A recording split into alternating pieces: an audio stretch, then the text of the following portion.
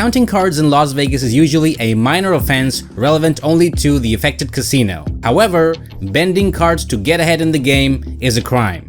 Two poker players with a combined total of $1.3 million in Hendon Mob winnings were charged of defrauding Las Vegas Strip casinos out of tens of thousands of dollars by bending and marking cards.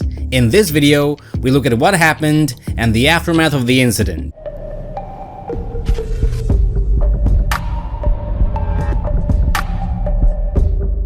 Three players named Pogo Simitian, Vahan Sudzeyan, and Georg Avgian were charged with operating a card marking scheme that targeted the Paris Las Vegas, Planet Hollywood, and Wynn Las Vegas casinos. They used Mississippi Stud and Let It Ride, two well-known table games based on poker that are played against the house, instead of conventional poker variations to carry out their fraud. Simitian is accused of engaging in fraudulent activity at a place of gambling, defrauding a place of gambling, and defrauding while playing, while Sudzeyan and Avgian have already entered pleas to charges of conspiracy to conduct a crime.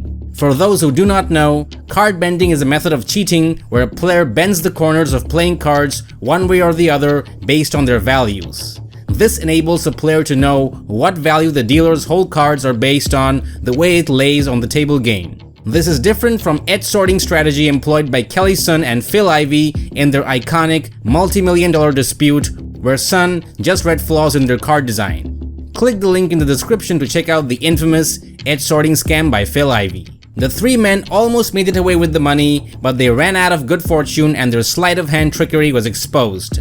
The men were reported first by the Paris Las Vegas on July 4th, 2021, where the casino manager spotted that the culprits were actively bending cards across various games and later detained them. Gaming board personnel found all face cards and aces on both decks were bent either inward or outward in relation to the non-numbered front side of the playing card. Simitian had cashed around $60,000 in gaming chips earlier during his play, making a total of $126,000 from the Let It Ride and Mississippi Stud games. The investigation into the trio, though, led the police establishing that they have tried something similar and successfully at other establishments. The Nevada Gaming Control Board, which is often made aware of such acts, provided the police with information. Before we continue with this video, give me 20 seconds to let you know that for a limited time, one of Bluff the Spot's coaches, Jimmy Durade, is giving away his guide on how to crush your opponents in 3-bet pots for free. If you're serious about your poker game and want to develop an unfair advantage over your opponents pre-flop